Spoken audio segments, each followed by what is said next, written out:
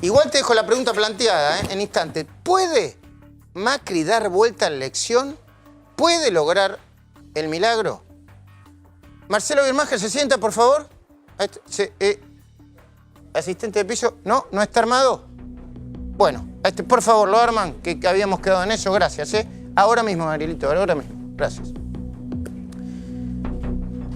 ¿De verdad en el gobierno hay gente que cree que Macri puede dar vuelta a la elección? ¿Quiénes son? El presidente Mauricio Macri, el jefe de gabinete, Marcos Peña y el consultor Jaime Durán Barba, entre otros. Dicen y están convencidos de poder dar vuelta el resultado de las PASOs. Hay unas cuentas que hacen que son interesantes. ¿Qué dicen? Vamos a lograr el milagro. Ellos mismos lo llaman milagro, Interesante. Utilizan la palabra milagro. ¿Ya está, Marcelo? ¿Está? Muy bien. ¿Lo armaron? ¿Sí? No. Ah, no lo armaron. Bueno. ¿Me avisan, por favor, cuando esté? Bueno. Te lo recuerdo. Macri y Pichetto perdieron contra Alberto y Cristina 32 al 48%. Y ahora, cuando hablan del 27 de octubre, Macri y su círculo íntimo se muestran, en realidad, así se llaman ellos, moderadamente optimistas. Yo entiendo que su credibilidad está un tanto debilitada, después de pronosticar que perderían solo por una diferencia de 3 puntos. Ellos parten de un diagnóstico, yo te lo voy a plantear, y ahora me voy con Marcelo, no tan fácil de comprobar. Escuchá esto, Dicen que el Frente de Todos obtuvo una diferencia de cerca de 5 puntos extra, por la pésima fiscalización en la provincia de Buenos Aires, en particular, y el resto del país en general. No hablan de fraude, Hablan sobre todo del voto cadena y de la pésima fiscalización. Dicen que ahí, según el diagnóstico, el Frente de Todos, Alberto Fernández y Cristina, obtuvieron un 5% de votos extra. Un 5% de votos extra. De manera que, según el diagnóstico de los optimistas del gobierno, de los que creen el milagro,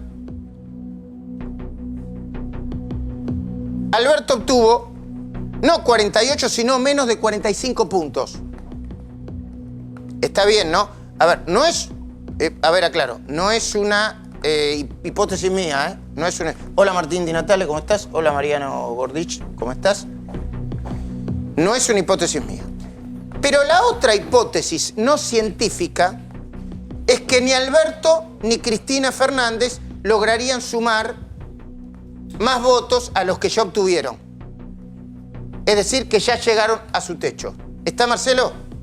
Vamos, ahora sí. Gracias, muchachos, Ahora la sigo, Ahora la tenés la cifra, ¿no? Ganaron en realidad por el 45% porque hay un voto cadena que no pudieron fiscalizar y no obtendrían ningún voto más. ¿Nos quedamos ahí? Un segundito. Marcelo, ¿cómo va? ¿Qué tal, Luis? ¿Es posible el milagro que plantea? La verdad que yo no usaría la palabra milagro, la uso para cosas más importantes. Te saludo primero, gracias. ¿Cómo estás? Sí. Ayer en un evento que se llama Click, vi a un chico llamado Tiago que tiene una enfermedad degenerativa que está paralizado 15 años, tiene 15 años, y hablaba y nos contaba su historia y cómo lucha por seguir siendo un adolescente, por compartir. Eso es un milagro. Quien gana las elecciones puede ser una catástrofe, pero el que gane no va a ser un milagro seguro. Bueno, sí. Ahora, si puede ganar o no el gobierno, sí. Esa es la pregunta. Sí. Mirá, vamos a hacer un ejercicio de ficción retrospectiva. Vamos a suponer que recién ahora Alberto Fernández por primera vez dijera que Cristina hizo todo lo posible para ocultar cómo mataron al fiscal Nisman. que recién ahora dijera Alberto Fernández... Perdón, cierren los micrófonos de la mesa que se escucha todo en el aire, gracias. Que Cristina Fernández...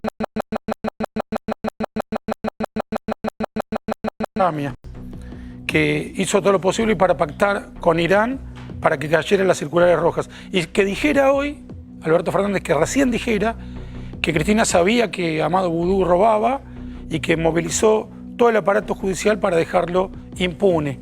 ¿Eso afectaría o no los votos a favor de la fórmula Fernández-Fernández? Yo creo que sí. Ahora, lo dijo hace 5 minutos, pero no es que lo dijo en el aire, lo escribió, está publicado en una nota en La Nación. Vos escribías todavía, ya en ese entonces. Sí, sí. Deben haber compartido columna. Sí, sí. Se llamó Hasta que el silencio aturda a la presidenta. La acusó de todo esto. Eso yo creo. Acusó de encubrirla. Sí, yo creo que eso no solo puede hacer perder las elecciones, sino que puede hacer caer a un presidente o a un vicepresidente que su compañero de fórmula o en el poder lo acuse de semejantes cosas. ¿Hacer caer? Puede hacer caer un gobierno, una acusación así. Bueno, el gobierno de Nixon cayó por muchísimo menos. Nixon no mató a ninguno de los funcionarios que lo acusaban. Sí hubo lo que se llamó la masacre de San Valentín, creo que hizo renunciar a todos, que fue lo que hizo Cristina con el fiscal Rívolo, con el juez Rafecas y con el procurador Rigui. Con el caso Vudú. Una masacre judicial, pero luego Nisman apareció muerto con un tiro en la cabeza 24 horas antes de presentar una denuncia contra la presidenta. Sí, eso de hecho hizo que el kirchnerismo perdiera el poder. Pero ahora lo dramático es que Cristina eligió como delegado para que sea presidente, ordenado por ella, a quien la acusa y la sigue acusando de todo eso. Pueden ganar también las PASO, aún con todo esto, le dieron la victoria. Pero el cisne negro ya ocurrió. Por eso la suerte no está echada. Lo cual no quiere decir ni que ocurra un milagro, que no uso la palabra, ni que no pueda suceder una catástrofe. Muy bien. Yo quería plantear la coherencia, no la tuya, la coherencia ideológica y de posturas en este país. Vos fuiste uno de los que apoyaste de las diferencias la candidatura de Macri con Pichetto. ¿Vos seguís pensando como dijiste? Y que me opuse al kirchnerismo desde 2011, porque pareciera que hay gente que acusó al kirchnerismo de ser una organización delictiva como lo fue en el Estado o de hacer todo lo posible... ¿Vos decís que fue una organización delictiva directamente? Y durante el gobierno de Cristina se dedicaron básicamente a robar. Esa frase, roban pero hacen, tendría que ser ¿cuánto hacen los que roban? Realmente tendríamos que ver, cuando a Lorenzino le preguntaron cuál era la inflación y dijo, me quiero ir, y ese no estaba haciendo, solo estaba participando de una organización delictiva, no es que estaban trabajando. Perdón. ¿Seguís pensando entonces que, como dijiste no hace mucho, que el kirchnerismo es odio? ¿Que el kirchnerismo es igual a odio? Yo sé que hay episodios de odio en distintos partidos políticos, pero a mí no me ha ocurrido con ninguna otra agrupación política que me insulten o traten de intimidarme. Me ha ocurrido literalmente. Yo te puedo garantizar algo. Me han insultado, sí. Yo te puedo garantizar algo. Nunca me vas a ver intimidar a alguien, juntarme con una patota para gritarle algo a alguien, cortar una calle, impedir que alguien vaya a trabajar, haga lo que haga. No, y sin embargo yo lo he visto de muchos factores kirchneristas utilizar la intimidación, el insulto, el poco poder que puedan tener para tratar de complicarte la vida, de complicar tu trabajo, incluso de expulsarte de cualquier referencia social. ¿Todo el kirchnerismo es odio? No. Tienen abundantes ejemplos de fascistas, como por ejemplo Santiago Cunio, al cual abrazó Máximo Kirchner, no es que quedó solo o repudiado por todos, no. Hubo un silencio general y el abrazo de Máximo Kirchner. De Lía, que prácticamente apoya a los acusados de haber cometido el crimen contra la AMIA, la masacre de la AMIA. Los que piensan que los que mueren en la tragedia de Once no es algo tan urgente como algún otro problema. De los desastres económicos se puede volver. Si cambiamos la política económica, vos podés recuperar. Ahora, de la muerte no se vuelve. De los que mueren, eso no tiene vuelta atrás. ¿Y la tragedia de Once la produjo el kirchnerismo? En la corrupción, sí. Estaba directamente vinculada a la corrupción del kirchnerismo. Y el que niega el dolor ajeno y además, pero por sobre todas las cosas, el que usa la violencia, la fuerza de seguridad incluso, para perseguir a los que piensan distinto, sí, eso lo tenemos que denominar como odio. ¿Seguís definiendo al kirchnerismo como un virus que corroe la inteligencia? Bueno, eso lo tengo que aclarar muy bien. Hace muchos años, más de 20, en mi novela Tres Mosqueteros, yo puse que el pensamiento de izquierda era un virus que corroía la inteligencia. ¿Pensamiento de izquierda? Sí. Luego lo apliqué al falso progresismo. Por ejemplo, decir que apoyás libertad, igualdad y fraternidad y apoyar a Chávez. Que o a Irán. O, por supuesto, a la República Islámica de Irán, que asesina a los homosexuales. O al castrismo, que encerraba a los homosexuales en campos de concentración, no de exterminio, de concentración. Entonces, que la izquierda apoye los peores opresores del siglo XX, incluso a Corea del Norte o a la China de Mao, que mató 50 millones de personas de hambre, más otros tantos millones por la revolución cultural. Quiere decir no que la persona no sea inteligente, porque muchos de ellos son mucho más inteligentes que yo, sino que el lente que se ponen deforma la realidad que ven, corroe su capacidad de pensar, no los vuelve tontos. Más tonto soy yo posiblemente. ¿Y por qué ganaron?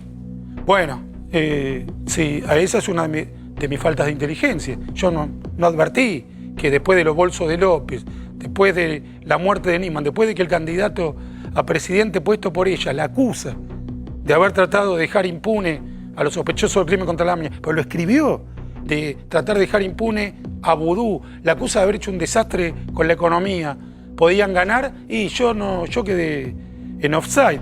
No, yo no tengo la respuesta. Si tuviera la respuesta, posiblemente daría la fórmula. Eso también es algo que veo de muchos que critican al gobierno en la actualidad, que lo apoyaban hace cinco minutos, pero que me hacen acordar a San Filipo cuando le decía a Goicoechea, vos tendrías que haber tirado para allá, vos tendrías que haber tirado para allá. Todo, ¿no? Podemos decir, con el diario del lunes. Sí, tirate para allá. Yo te quiero hacer ver un video. ¿Podés poner el video? Porque esto ha generado un montón de conjeturas. Es el video del obispo de Salta diciéndole a Macri, mire el rostro de los pobres, porque hay toda una teoría, ¿no? Hay toda una teoría. Antes de mostrarla, quiero plantear el contexto de la teoría. Algunos dicen que fue el propio Papa Francisco el que de alguna manera envió a este obispo a enrostrarle a los pobres en la cara a Macri. Que es incluso, bueno, ya el Papa Francisco lo ponen en un montón de lugares, ¿no? Dice que está trabajando para la candidatura o contra Macri, o por la candidatura a favor de Alberto y de Cristina. Algunos decían que trabajaba para la candidatura de Lavagna, no sé.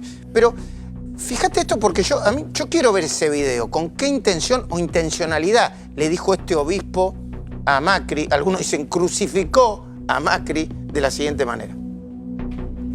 Quiero agradecer la presencia del señor presidente y decirle lo siguiente. Déjenme un momentito.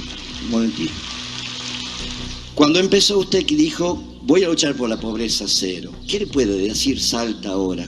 Le da rostros a las pobrezas. Los pobres no son una molestia, son una oportunidad. Por eso, Mauricio, has hablado de la pobreza, llévate el rostro de los pobres. Has hablado de la pobreza, llévate el rostro de los pobres. Son dignos, son argentinos. Viste, yo estoy viendo ahí, viste la cara que puso Julián Aguada, ¿no? El presidente más o menos se la bancó, pero ¿cómo lo viste? ¿Esto es la primera vez que lo ves?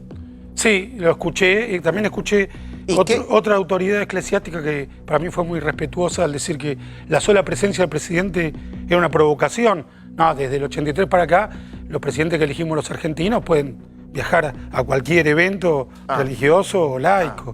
¿Y cómo viste esto? No sé si lo querés ver de nuevo. No, me alcanza. No me parece tan grave como se definió, pero sí, yo te voy a hablar con la inhabilidad de alguien que, además de ser judío, es laico. Ni siquiera sé si soy creyente, o sea que puedo opinar la mitad, pero yo te voy a decir estratégicamente cómo lo veo. Yo creo que el principal problema que tiene que enfrentar hoy la Iglesia Católica es la pedofilia. La pedofilia, que es una epidemia, es un castigo, eso es una catástrofe, es peor que la pobreza. La pedofilia es lo peor que le puede pasar a un país, a un ser humano, a una religión. Tiene que concentrar todos sus esfuerzos en mitigar ese desastre, en neutralizarlo y no, en mi opinión, siempre falible, siempre incompleta, centralizarse en que no haya más casos de pedofilia y dejar lo otro para economistas, políticos. La pobreza. Sí, dejarlo a los economistas y los políticos y centralizarse en que no ocurran más. Porque, repito, de la pobreza se puede volver, de la pedofilia no. De la pedofilia no se vuelve. ¿Y cuál es tu mirada sobre el Papa Francisco? Bueno, no es tanto. Ok. Tu teoría es que Cristina no cambió. Que de alguna manera Alberto Fernández es el delegado de Cristina y de la Cámpora, en todo caso. Primero, te agradezco por estar diciendo exactamente lo que dije, porque a veces en los zócalos se pone cualquier cosa. Yo dije tratamos eso. de no hacerlo. Pero ¿de dónde deducirías que cambió? ¿Vos leíste el libro? Sí. Yo también lo leí entero. No solo ratifica, empeora muchas de las cosas que uno dudaba. Por ejemplo, lo de Irán lo dice con toda claridad, que es un invento de Israel y Estados Unidos, que Irán es culpable. Y ahora agregó que el gran problema de la Argentina es que importa naranjas de Israel. Ya su problema con el tema judío le está llevando a decir directamente disparates. Era más moderada antes en ese aspecto. Yo creo que empeoró, que el alejamiento del poder y la desesperación la empeoraron, pero no siempre la desesperación te hace perder. A veces alguien acorralado logra una táctica magistral, pero decime bueno, vos... de hecho se bajó. Perdóname, yo también soy periodista. Sí. ¿De dónde vos podrías deducir que cambió? ¿Cristina? Sí. No, yo creo que no cambió. No, pero no hay ninguna evidencia. No, el único ahora, que dijo que cambió fue Alberto, a quien ella colocó ahí, pero no porque lo diga yo. No, a ver, ella dijo que ella lo colocó ahí y él dijo que ella lo colocó ahí. No, lo que dice Alberto, y creo que lo dice claramente, aunque no lo dice en el mismo sentido que nosotros pensamos, es que Cristina cambió porque entendió que lo mejor que podía hacer era no ser candidata a presidenta y dar un semi-paso al costado. Porque el techo que tenía ella no se perforaba. En ese sentido cambió y comprendió cómo se había equivocado su estrategia electoral. Cambió de estrategia. Ahora, Alberto dijo un día antes que él, si Cristina no se postulaba a presidenta, él le recomendaba irse a la casa. Y que poner a un delegado era lo peor que se podía hacer, obviamente refiriéndose a Cámpora. Y ahí, mi libro que escribí sobre los 70, habla exactamente de ese periodo, que puede volver a repetirse, porque ya está Grabois diciéndole a Alberto que la calle va a ser de él, Alberto diciéndole que se vayan de la calle. La violencia dentro de la guerra civil peronista que sucedió en los 70 fue soberana y ahora simplemente acecha. Hubo enfrentamientos violentos entre sindicalistas. ¿Y vos crees que existe ese peligro ahora?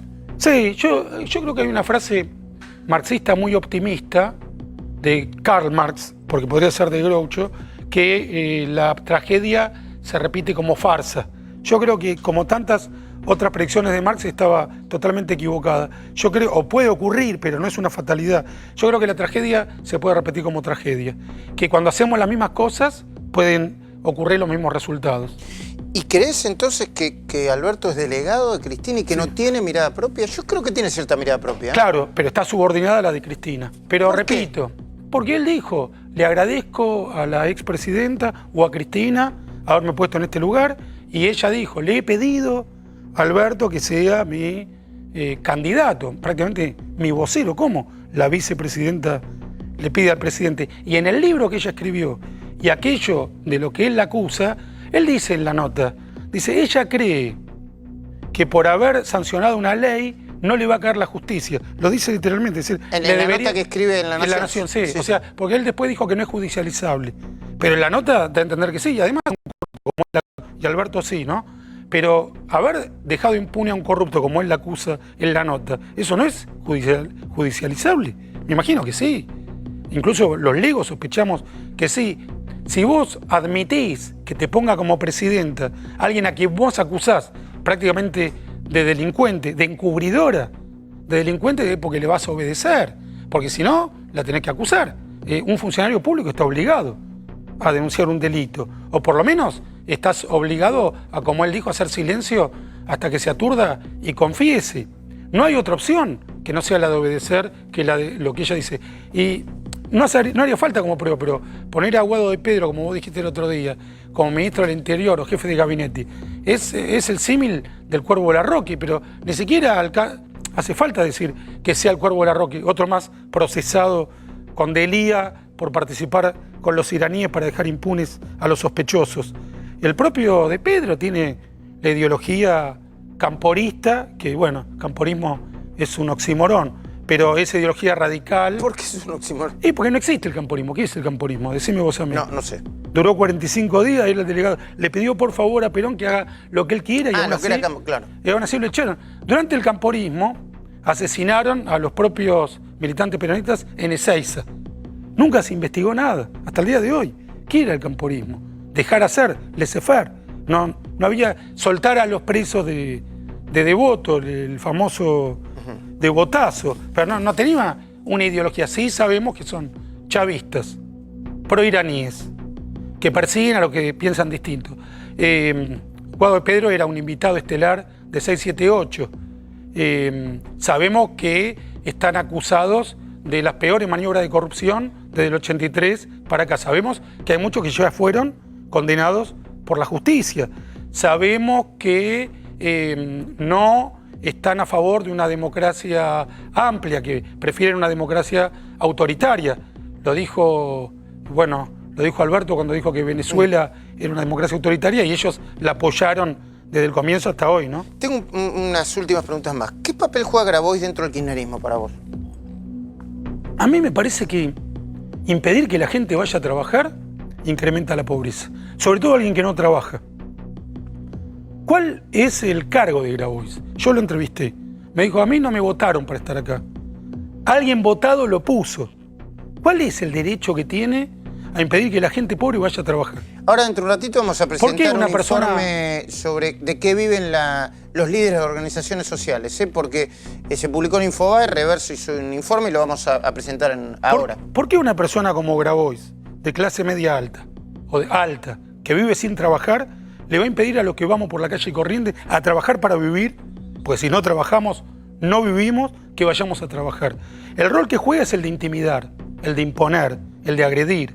Es impedir que la gente circule libremente, sobre todo los de menos recursos, que son los que toman el colectivo, que son los que tratan de cruzar del norte al sur de la ciudad, impedir que vayan a trabajar, eso es semifascista. Y con palos, encapuchados, o con banderas del Che Guevara. ¿A quién quieren matar? ¿A qué quieren jugar? Déjame que te haga la última pregunta. ¿Pensás que un triunfo de Alberto le va a garantizar la impunidad, Cristina? Es para eso.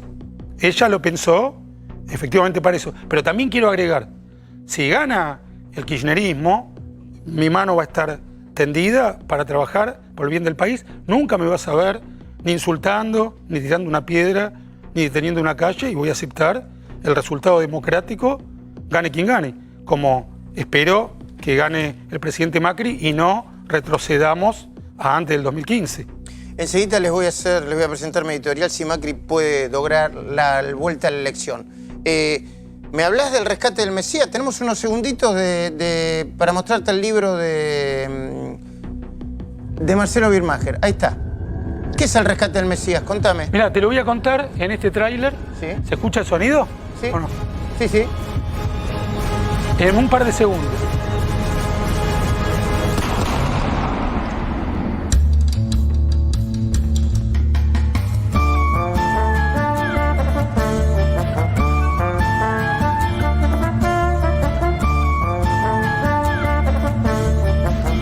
¿Qué es? Contame.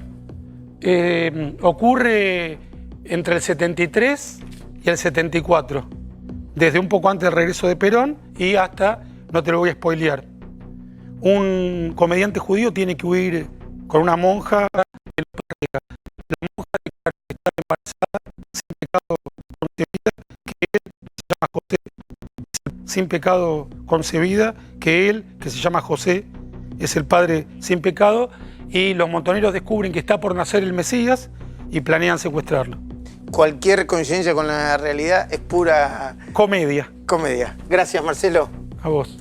Muy bien, y ahora sí te voy a desarrollar la idea que tiene el gobierno, si Macri puede dar vuelta a la elección. Ya te dije que el presidente Macri, el jefe de gabinete, Marcos Peña, y el consultor Jaime Durán Barba, dicen que están convencidos de que pueden dar vuelta al resultado.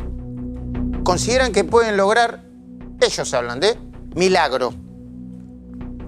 Ya te recordé que perdieron 32-48, que ahora hablan de un 27 de octubre con un espíritu moderadamente optimista. Ya te expliqué que con su credibilidad un tanto debilitada, están diciendo que 5 puntos los perdieron porque no... Lo están repitiendo eso, ¿no? Sí, hacia adentro hay un doble discurso dentro del gobierno. ¿Ah, sí? Están los muy optimistas, llámese Marcos Peña, llámese Pichetto, que obviamente dicen y creen en este milagro, ¿no? Y después están los que son más pesimistas, si querés llamarlo, llámese Frigerio, llámese por ahí Gerardo Morales, incluso hoy en la reunión que hubo a pocas cuadras de la Casa Rosada, una reunión de campaña básicamente de Juntos por el Cambio, sí, donde habló Pichetto. Pichetto cuestionó a los que eran pesimistas.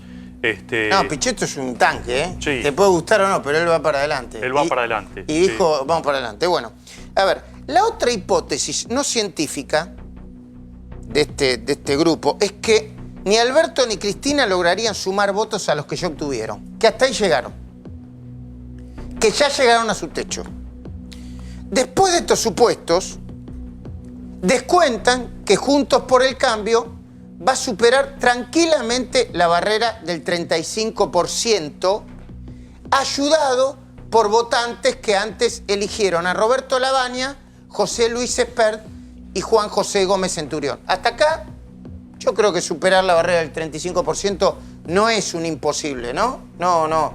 Incluso se podría esperar que algunos votos que fueron a Espert, a Lavagna y Gómez Centurión puedan ir a Juntos por el Cambio, ¿no? Eso es... Sí, es probable y, digamos, si el tema de fiscalización no es un tema menor el que vos planteaste, ¿no? De hecho, fue uno de los temas que marcó Carrió, que le marcó Frigerio, y crearon además una figura como es la de Dietrich para juntar voluntarios y fiscales. Bueno, además esperan que cerca de 2 millones de personas que no concurrieron a la elección el domingo pasado, del domingo 11 de agosto pasado, por lo menos 2 millones de personas voten en su abrumadora mayoría a la fórmula Macri-Miguel Ángel Pichetto. ¿Este rompecabezas ya lo van armando? Vos sabés sumar, ¿no, Mariano, también? Sí. Sí. Sí, estás en eso, estás en ese laburo. Sabés sumar y restar, sobre todo. Bueno, todo ese rompecabezas, dicen cerca del gobierno, impediría a Alberto llegar apenitas al 45%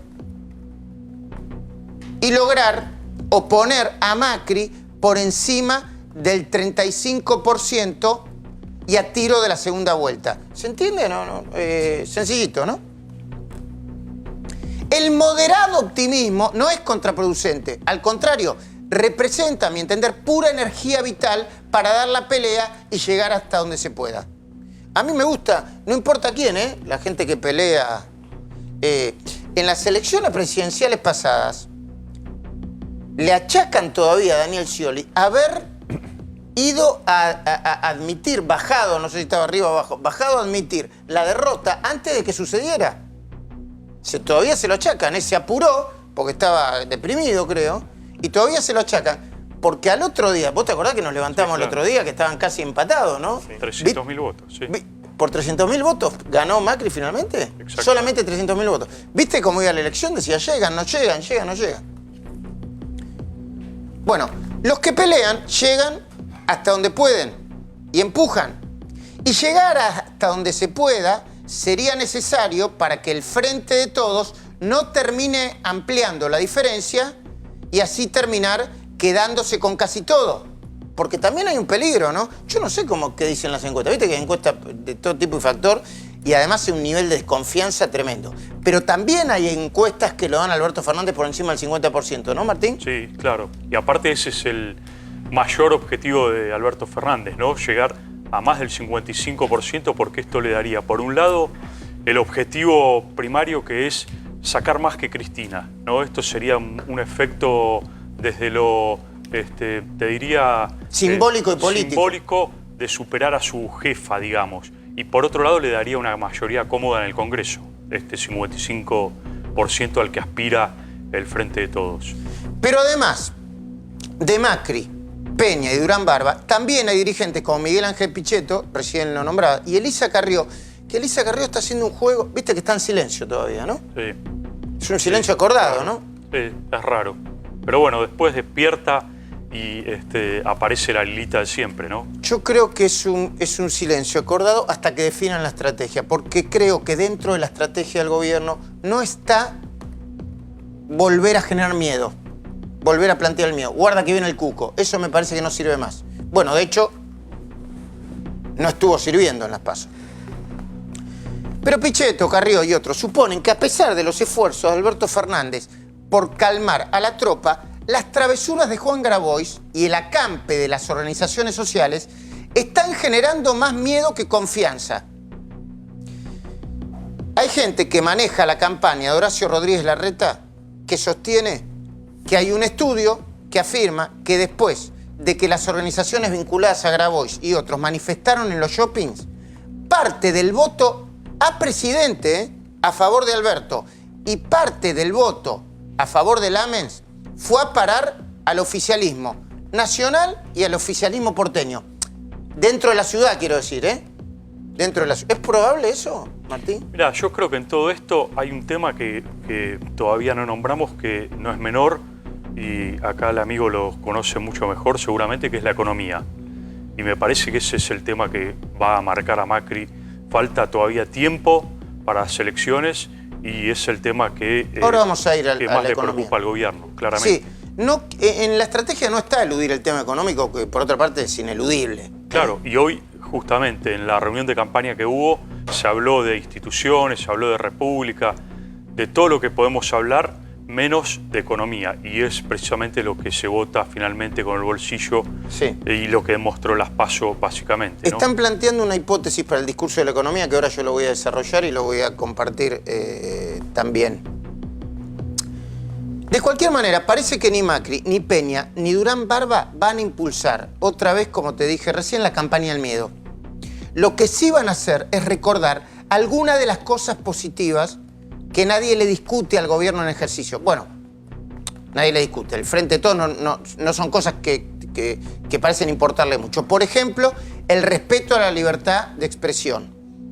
Yo hoy estuve tratando de averiguar si Alberto Fernández apoyó o no la idea de investigar las notas de Santoro como si fuera acción psicológica. Ahora lo vamos a hablar eso.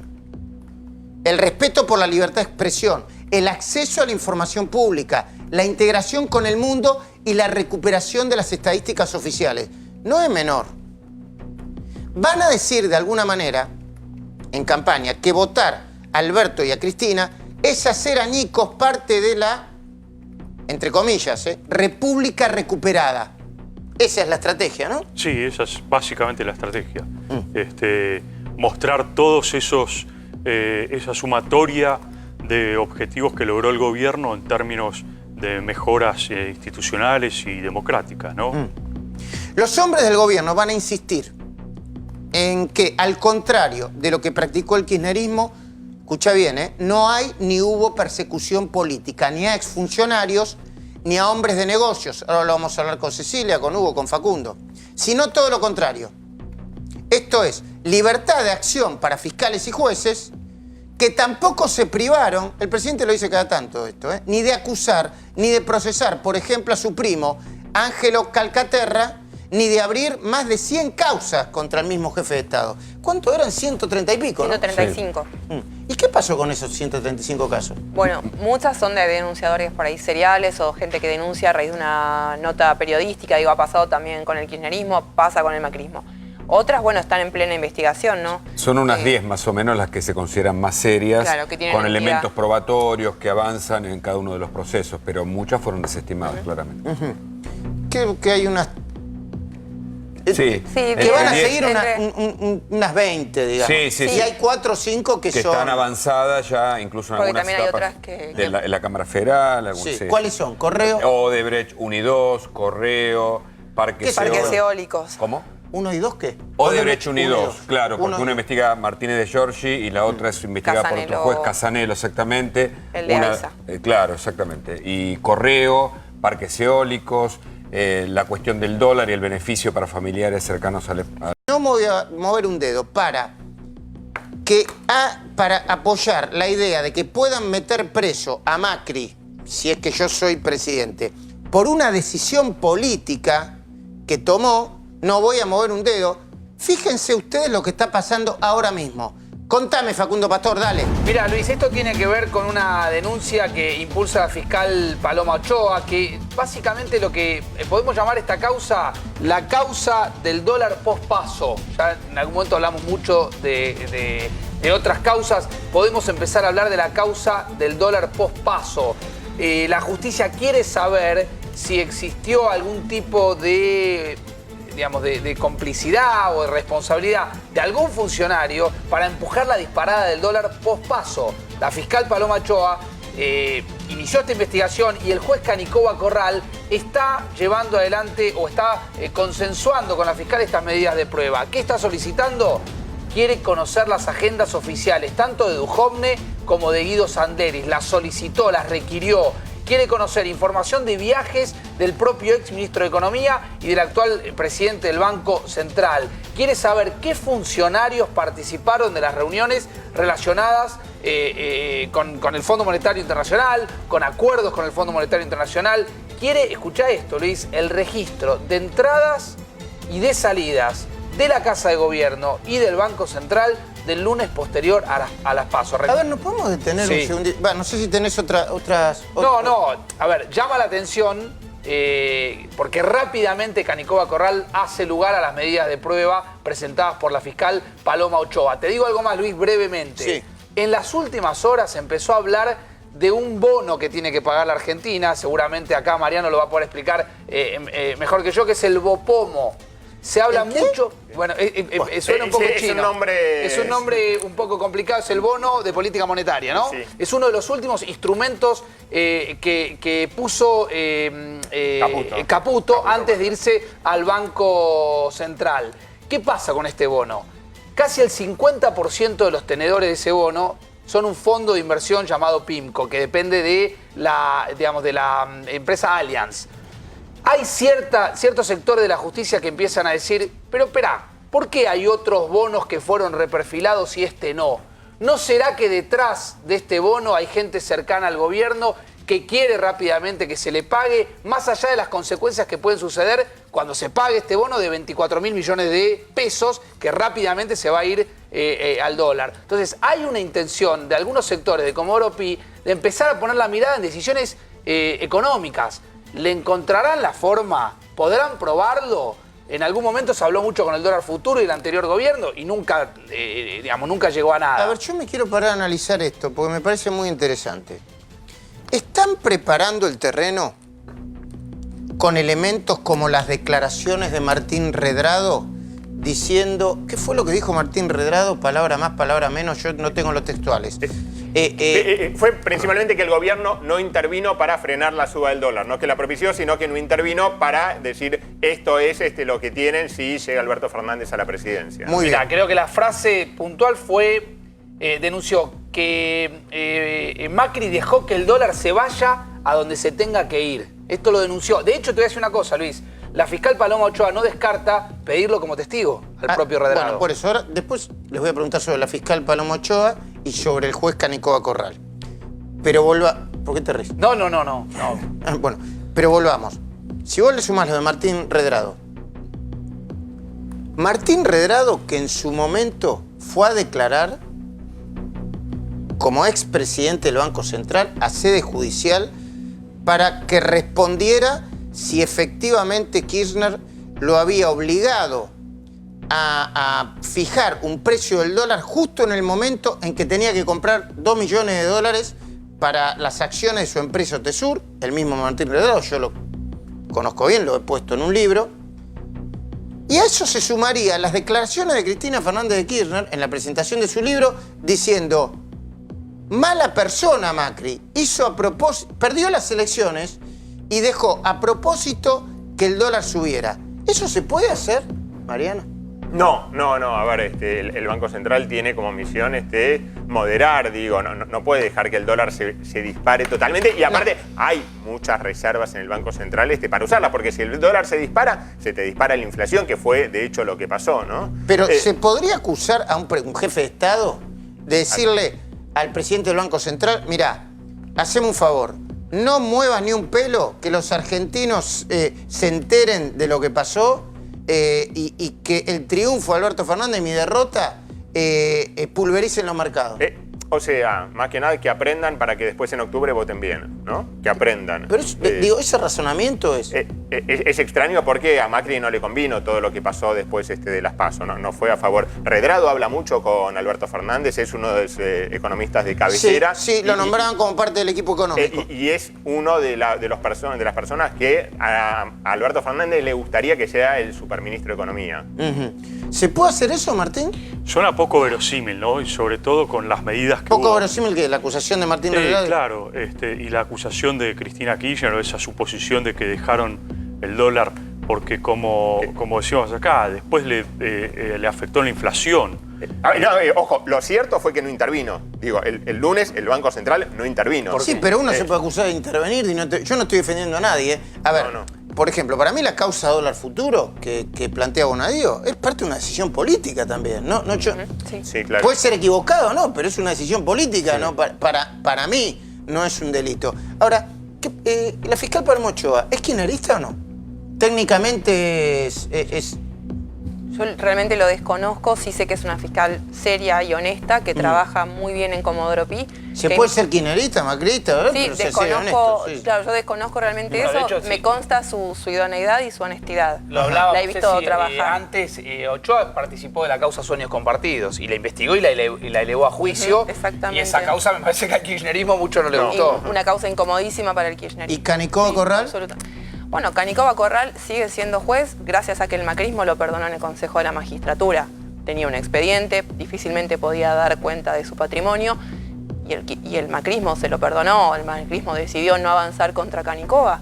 Bueno, fue una decisión política. Bueno, Canicoba sigue siendo juez a pesar de razones que por lo menos hacía que se lo investigara, ¿no? Es un juez de mucha... Y recordemos el cuestionamiento hacia familiares muy directos del propio Exactamente. juez, que eso fue lo que lo llevó directamente al Consejo de la Magistratura y no prosperó ahí. Exactamente, y también la intervención en el SOMU, que hubo muchas dudas respecto de cómo fue Claro la que intervención. Tuvo fallos que fueron muy favorables al macrismo, pero es un juez que... Muy bien. Volvemos al eje del editorial. El presidente, dicen cerca del presidente, es consciente de que el oficialismo carece de gladiadores mediáticos, así lo llaman, que equilibren el balance cuando los peronistas sostienen, por ejemplo, que en la Argentina hay hambre y emergencia alimentaria. Escribió una nota muy interesante Martín Di Natale, después le voy a preguntar sobre si hay verdaderamente emergencia alimentaria en la Argentina. Hoy es martes, ¿no? Ayer, por ejemplo, yo lo estuve viendo porque estaba haciendo zapping. Fue conmovedor ver como conmovedor parecía, Héctor Totti Flores, que es impecable, habla en voz baja, ¿viste? Intentaba explicarle a María O'Donnell y a Ernesto Tenenbaum que la pobreza y el hambre en la Argentina no nacieron ayer, que no es ninguna novedad. Totti, ustedes saben, ¿no? De la coalición cívica, es el creador de la cooperativa La Juanita, alguien que conoce la pobreza desde adentro. Pero con sus habituales, yo diría, amabilidad y en medio tono, les recordó a los periodistas y a todos nosotros que el gobierno anterior había manipulado las cifras del INDEC y había decidido eliminar las estadísticas de pobreza. Lo repito por si alguien se olvidó. Había manipulado las cifras de la inflación desde 2007, desde enero de 2007, y había decidido eliminar el índice de la pobreza. Claro, era el de la UCA, que se veía y la inflación del Congreso. Claro. Bueno, y persiguieron a todas las consultoras. Les recordó Totti Flores, así bajito, ¿no? Hablando bajito, que la expresidenta habló de una pobreza del 4% cuando ya en ese momento estaba alrededor del 30%, ¿no? Sí, 32%. Bueno, 4% y 32%. Le dijo Totti Flores, siempre en voz baja, que este gobierno no solo aceptaba que había cometido errores, sino que publicaba las cifras oficiales como se debe hacer en todo el mundo, aunque no les den bien. Pero la voz de Flores en el medio de un tsunami discursivo, en donde Macri aparece como un fabricante de pobreza y el peronismo como la organización que viene al rescate de los pobres, acompañados por estadísticas negativas en todos los ítems de la economía, pues agarrar los ítems, todo mal. Una voz como la de Totti Flores es apenas un susurro. Sin embargo, el oficialismo en la campaña, ahora lo vamos a discutir, no va a dejar de hablar de economía, solo que va a empezar a difundir los números que según ellos, yo no sé si es así, me contestarán ustedes, demuestran que el gasto social de la gestión Macri fue superior en términos absolutos a los que gastaron Néstor Kirchner y Cristina Fernández de Kirchner en sus 2 mandatos. Sí, aumentó muchísimo, sí. ¿Es así? Sí, sí, es cierto. Aumentó una barbaridad, le dio a las organizaciones sociales lo que no le dio nadie. A ver, a mucha gente le asombraba ver a muchos piqueteros ahí cortando la 9 de julio, como decía Birmacher, no dejando ir a trabajar. Y ellos, a ver, a mí me tocó pasar por ahí, el olor a porro que había era infernal, el olor a cerveza que había era terrible. Sí. Digo, ¿Eso no los, vos decís que los hace peores todavía? No, no, pero digo, a ver, hambre tiene la gente del norte, no tienen ellos, digo, hambre no tienen los que están gordos con zapatillas de marca, con camperas de marca, que disimulen un poco también, digo. Era infernal, se la pasaban ahí jugando al truco. Bueno, a ver. Acá hay una discusión muy interesante, bueno, muy interesante y muy triste también en la Argentina, ¿no? Pichetto dice, acá hambruna no hay. El hambre es cuando vos hablás de la hambruna de algunos países de África. Eso es hambruna. No, en el norte hay. Tenés provincias donde la gente sí se muere de hambre, que hay mucha pobreza. Pero acá, digo, eran todos gordos, digo, los que estaban acá. Sí. O sea, vos podés decir, están mal alimentados. Sí, está bien, están gordos porque están mal alimentados. Ok, que pidan ir a la clínica de Cormillot, no sé, digo, que pidan una dieta. Pero no que pidan hambre porque vos veías que se la pasaban comiendo. Y aparte, a ver, hay gente que tiene que ir ahí porque si no le sacan el plan. Hoy un planero gana 25 lucas. Porque digo, es 7.500 él, 7.500 la mujer, 2.500 cada uno de los hijos, que tienen seguro? 4 hijos. Sí, 7.500 y 2.500 por cada uno de los hijos. Entonces son 25 lucas, ¿y qué tienen que hacer? Ir a las marchas, si no le sacan el plan. Porque, a ver, lo que tenés son dirigentes que manejan los planes. Si no, ¿de dónde? Digo, a ver, Patricia Bullrich dijo, costó 70 millones de pesos la marcha esa. Vos ves, cada bombo que tienen sale 10.000 pesos. Los micros para trasladar a toda esa gente te salen un dineral. Las carpas esas que tenían salen mucha plata. Ni hablar de los palos con los que pegaban a la pobre policía, ¿no? También. Hablando de cortes y piquetes, hay una información de último momento, ¿no? Sí, exactamente. ¿Qué pasó? Un muerto. ¿Me comentás, por favor, Hugo Machiavelli? Dale. Sí, 2 docentes que volvieron de una marcha murieron en un accidente de tránsito a la altura de Rawson. Esto ocurrió en el kilómetro 1570 de la Ruta 3, cuando un grupo de docentes retornaba a la ciudad petrolera tras participar de una marcha en la capital. Recordemos que hay un reclamo que fue apoyado por otros gremios, en este caso por salarios, obra social y otras cuestiones sindicales, pero el choque de la Renault Sandero en la que viajaban 3 docentes dejó a 2 muertos. Esto es lo que podemos adelantar a esta altura. Ahí vemos algunas imágenes. Reiteramos, 2 docentes de Comodoro Rivadavia murieron en un accidente en la Ruta 3 al kilómetro 1570. Pero lo que estamos viendo ahora son incidentes e incendios en la legislatura de Chubut de ahora mismo, ¿no? Sí, Luis, así es. Es después de la muerte de estos 2 docentes las primeras informaciones que llegan. Están incendiando la legislatura de Chubut. A ver, Facundo, contame un poco. Luis, el cielo raso del frente de la legislatura. Upa. Hay distintos trabajadores estatales que estaban encabezando justamente una protesta allí en el edificio municipal en Rawson, tras el accidente que recién contaba Hugo. Se está obviamente confirmando esta protesta, se está de a poco desmadrando. Comenzó con una suerte de acampe frente al edificio legislativo, pero continuó con una quema dentro del propio recinto y luego de conocerse obviamente el grave accidente registrado allí en la Ruta 3. A ver, veamos imágenes nuevas. Este es parte del incendio de la legislatura. Repetimos. Claro, ahí va a ceder el cielo raso, Luis, atención, a ver. Esto empezó, ¿sí? Escuchan, la propia legislatura. Esto es de ahora, ¿no? Es una protesta que se empezó a desarrollar, que primero con un acampe, luego con una quema en el interior de la propia legislatura. La situación es muy delicada allí en Chubut. Hoy se conocieron inclusive algunos detalles realmente increíbles del propio gobernador, queriéndose aumentar al 100% el sueldo, en un momento donde hay empleados estatales que no están cobrando. Y lo que, prosigue de este video, que no se llega a ver, es cómo se desploma el cielo raso de la propia legislatura generando obviamente Sí, está a punto de accidentes. desplomarse. ¿Ves? Ahí se ve como está a punto de desplomarse. Sí. Se habla, Luis, también de una fuerte represión por parte de la policía de Chubut con gas pimienta en el comienzo de estos disturbios. Hay 60 días de demora en los pagos de los sueldos Bueno, estatales. eso es. Acá planteemos el contexto porque Claro. es muy importante. A ver, el gobernador de la provincia de Chubut y el oficialismo en Chubut ganó prometiendo un aumento a los estatales del 60%. Exacto. No cumplió, hay demora encima en los pagos básicos. Esto generó el reclamo social, un accidente y toda la situación que se va complicando, más la represión policial que termina desembocando en estas imágenes que vemos. Reiteramos, todo comenzó a partir del reclamo y también del fallecimiento de dos docentes en la Ruta 3 en un accidente en el que volcó Mira, la Luis, para camioneta. sumar, de Por acuerdo favor. a algunos testimonios recogidos allí en el lugar y gente con la que nos estamos escribiendo en estos momentos, los trabajadores habrían querido ingresar de manera pacífica en principio a la legislatura. Después, por supuesto, vino esto que ya no es muy pacífico. La propia policía tuvo que reprimir con gases lacrimógenos desde afuera. Y ahí es donde se vivieron las escenas de máxima tensión allí en la propia legislatura. Iban en pos de una vamos a campe en el tratar, lugar. un segundito, Cecilia, vamos a tratar de buscar una comunicación con algún colega. Repetimos, ¿en qué circunstancias murieron los dos docentes? Chocaron un accidente en la Ruta 3, en el kilómetro 1570. Un grupo de docentes que retornaba de la ciudad petrolera, bueno, justamente tras participar de esta marcha, volcó con su camioneta. Iban 3, murieron 2.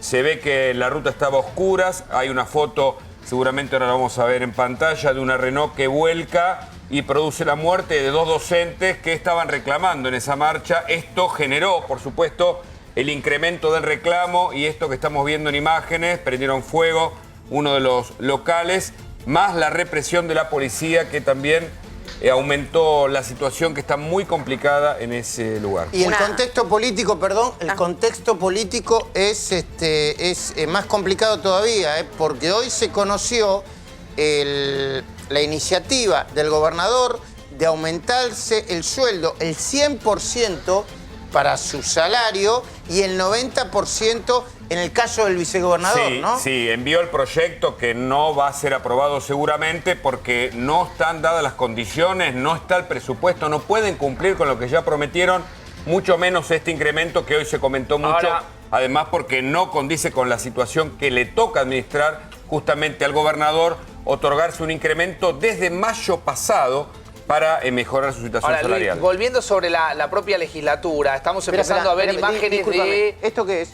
Este es el accidente. El accidente es la Renault Sandero que volcó, en donde mueren 2 de los 3 docentes que viajaban ahí, en el kilómetro 1570 de la Ruta 3. Volvían de la marcha, esto ocasionó, bueno, la complicación en el reclamo docente. Decime, Cecilia, lo que me quería decir y después le doy a Facundo que tenía más información. Dale.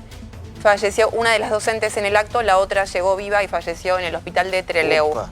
Cuando la noticia se conoce en los alrededores de la legislatura, donde se preparaba un acampe, es donde las circunstancias se desmadran. Mira, Luis, ahí le estoy pasando a producción una foto de cómo la propia policía local ya aparentemente ha retomado el control de la legislatura. de la propia legislatura. A ver si por ahí estas imágenes se pueden llegar a observar. Esta es una imagen del interior del Palacio Legislativo, hay donde ya vidrios la rotos ahí, policía...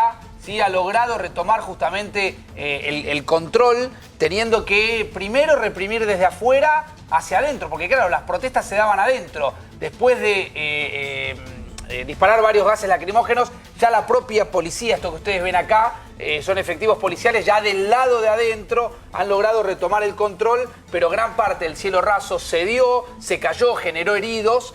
Los heridos ni siquiera pudieron ser atendidos porque, lógicamente, se fueron del lugar frente a la represión que llevó adelante la propia policía. Todo el frente de la legislatura, que es vidriada, tiene los vidrios completamente estallados. Y reiteramos, la propia policía ahora está desde adentro del Palacio Legislativo, reprimiendo hacia afuera, donde todavía quedan algunos de los manifestantes que habían iniciado, Luis, en esa zona, un acampe como protesta que después se derivó al interior del Palacio Legislativo. Martín Di Natale, vos venís siguiendo esta información también, ¿no? Este Chubut tema está incluso, complicado, ¿no? Yo te diría que incluso le va a repercutir a Alberto Fernández este ¿sí? tema. Es ¿Por un qué? aliado, Arcioni es un aliado, el gobernador de Chubut, Alberto Fernández, y por otro lado otro de los aliados que tiene que ver, protagonista en este asunto también, uno de los líderes del gremio de petroleros, Jorge Ávila, que fue el que envió también a la patota de petroleros a reprimir también a los docentes que estaban en la ruta, ¿no? Pues acá, recordemos, los docentes cortan la ruta que van a las refinerías y a los pozos petroleros, y esto generó también un clima político enrarecido en Chubut, y te reitero, me parece que esto también va a generar un problema para uno de los aliados de Alberto Fernández ahí en Chubut. Están intentando una comunicación mientras la logramos, antes de despedirnos, unos segunditos solamente. Los Haroldos vinos finos con Ángel, los Haroldos Estate, mucho más de lo que esperás.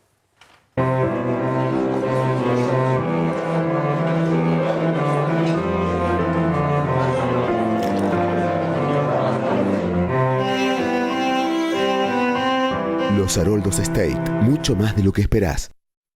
Bueno, ¿hay más información en último momento? Facundo, contame. Sí, Luis, a ver, vamos a ir poniendo más imágenes, más fotos de lo que está sucediendo, reiteramos, en Chubut. Estas imágenes provienen de la propia legislatura provincial. ¿Sí? Lo que ustedes ven es fuego en el interior de la legislatura. Esta protesta se inició con un acampe en la puerta, en base a lo que recién contábamos, que fue el accidente que se llevó la vida de 2 maestros. Y por algún motivo los manifestantes decidieron ingresar a la propia legislatura y prender fuego en el interior de la legislatura, lo cual provocó que ceda el cielo raso, generando algunos heridos en el lugar. La policía desde afuera empezó a reprimir hacia adentro, logró reposicionarse, y ahora lo que nos están contando es que desde adentro están reprimiendo hacia afuera para tratar justamente de dispersar a los propios manifestantes. Por supuesto que vamos a seguir con toda la continuidad informativa con este tema. Le pido una conclusión política del intento del gobierno por lograr el milagro o dar vuelta a la elección. ¿Tiene alguna posibilidad? Bueno, me parece que... Discúlpame, Luis, Martín Di Natale. Dale. Discúlpame. Ariel Gómez, periodista en Rawson, por teléfono. ¿Qué es lo que está pasando, Ariel? Buenas noches.